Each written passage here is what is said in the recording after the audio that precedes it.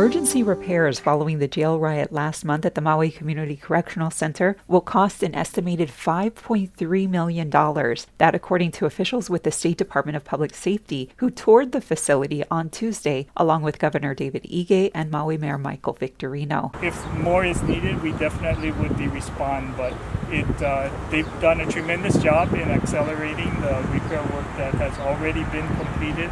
There is some additional work to be done. To date, more than $50,000 has been spent on emergency repairs to the facility modules damaged in the March disturbance. According to the Department of Public Safety, an additional $8 million in capital improvement project funds has been secured in the fiscal year 2020 budget for long-term security improvement projects at MCCC.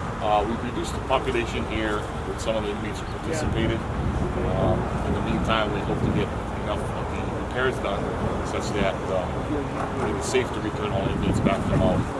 Department officials maintain that the riot stemmed from long-standing conditions of overcrowding. For Maui Now, I'm Wendy Osher.